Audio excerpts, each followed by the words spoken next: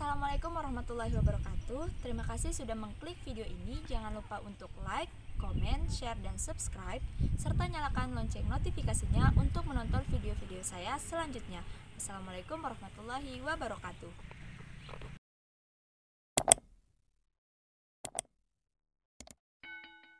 Assalamualaikum warahmatullahi wabarakatuh. Kali ini saya sudah bersama dengan sahabat saya, Naning Sufianti. Untuk yang belum tahu, Naning ini adalah teman atau sahabat saya ketika masuk kuliah.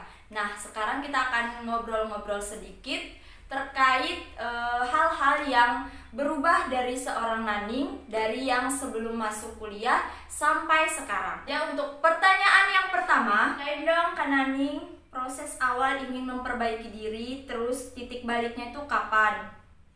Misalnya kapan bilang oke, aku mau memperbaiki diri gitu. Silakan dijawab. Jadi awal masuk kuliah itu ya udah berpakaiannya itu ya biasa aja gitu loh, kayak wanita-wanita pada umumnya yang masih pakai celana, jilbab masih diselempangin, pakai baju yang setengah. Nah terus waktu kuliah di biotek itu ketemulah sama orang-orang yang baik, orang-orang yang dari pesantren, yang dari pondok, anak-anak yang hafiz 30 juz, hafizo 30 juz. Nah, jadi rasanya tuh kayak yang minder gitu. Malu kan? Ya malu, masa sih aku kayak gini gitu. Sementara teman-temanku itu ya Allah pada baik-baik semua. Nah, dari situ mulailah berpikir buat ngikutin cara berpakaiannya mereka. Ini bukan dari belum yang pengen hijrah loh ya, cuma pengen ngikutin aja gitu. Ngikutin gimana sih rasanya pakai jilbab yang menutup dada, gimana sih rasanya pakai rok panjang, gimana sih rasanya pakai gamis ke kampus. Nah berawal dari situ. Nah akhirnya keterusan, lama-lama kok ngerasa nyaman ya gitu kan. Pas udah ngerasa nyaman, dari situ mulai berpikir kalau misalkan nih pengen melakukan hal yang nggak baik, misalkan mau teriak-teriak lagi di jalan kayak dulu, kok ada rasa malu gitu loh sama jilbabnya gitu kan. Awal-awal, tapi itu belum yang tergerak pengen hijrah gitu, belum. Masih yang ya udah malu aja gitu loh sama jilbab sendiri.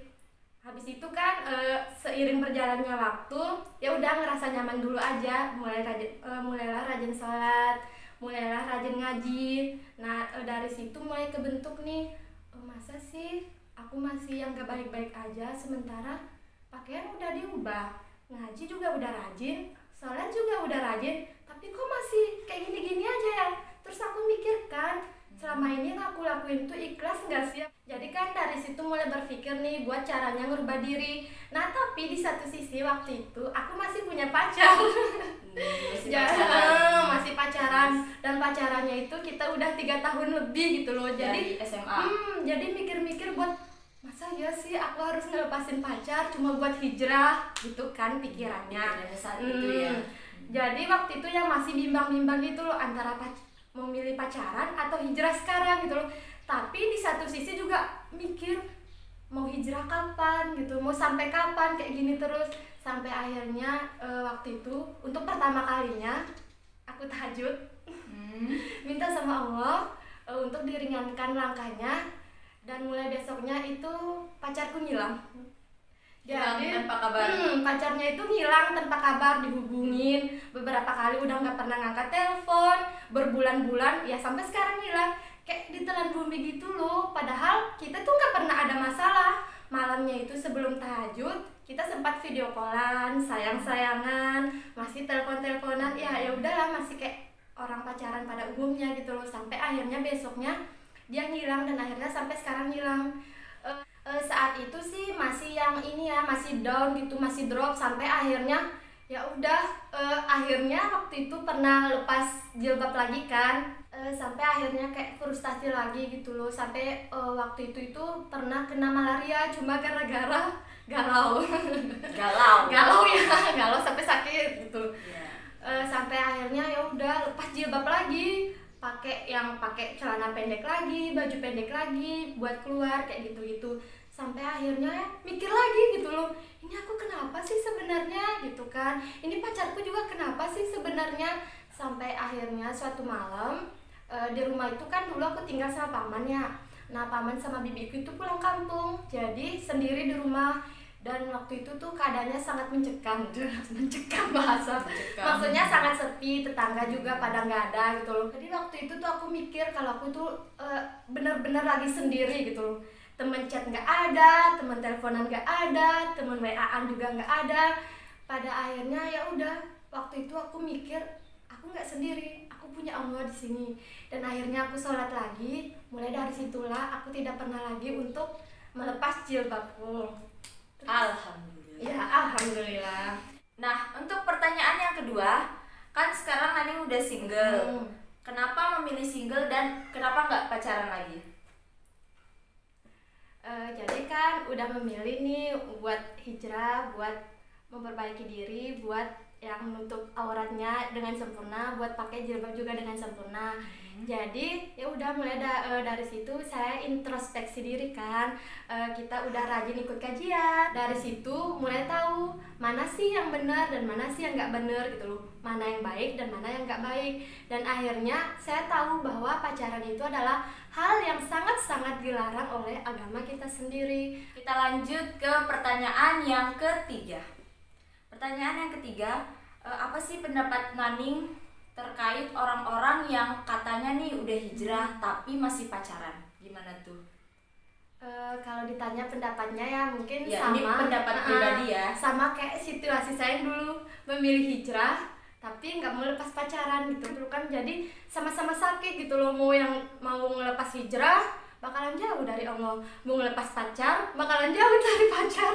Jadi kan itu pilihan yang gimana ya, emang sangat-sangat susah sih menurut aku itu susah gitu loh. Tapi setelah yang aku jalani sekarang, berdasarkan pengalaman juga, lebih baik teman-teman yang sudah memilih hijrah itu untuk menghentikan buat pacaran deh. Karena insya Allah akan digantikan dengan orang-orang yang baik, misalkan kayak teman-teman yang baik, kayak teman-teman yang mau mengingatkan gitu loh, dengan lingkungan yang baik pula. Jadi nggak usah khawatir deh kalau masalah pacar-pacaran lagi, ataupun tidak usah khawatir lagi mengenai jodoh gitu kan. Oke, itu tadi jawaban untuk pertanyaan yang ketiga. Selanjutnya pertanyaan yang keempat, kriteria dari pasangan yang mau dicari itu seperti apa? Pasangan untuk calon suami ya. Berat ya. Tapi sebenarnya sih pengen cari yang 3T. Yang 3T apa tuh 3T? Takwa, tajir, tampan, Komplit. tapi sebenarnya sih pengen cari imam yang satu bertanggung jawab, yang kedua baik agamanya, dan yang ketiga itu setidaknya tetap berpenghasilan lah untuk menghidupi keluarga kita nantinya. Oke, kita ke pertanyaan yang terakhir, pertanyaan nomor 5. Pesan bagi sesama jomblo atau single lillah yang sedang menonton. Jadi untuk para jomblo atau untuk semua single lillah dimanapun berada, tetap semangat untuk memperbaiki diri, tetap semangat mendekatkan diri, tidak usah khawatir mengenai urusan jodoh. Memang sih kita itu harus tetap semangat gitu loh, karena godaan pasangan-pasangan di luar sana itu sangat berat. Pasangan yang belum halal. Ya benar. Jadi kita harus tetap semangat mendekatkan diri, semangat lagi, karena sebenarnya kita tidak pernah tahu yang akan melamar kita duluan itu siapa, apakah jodoh kita atau justru malaikat maut.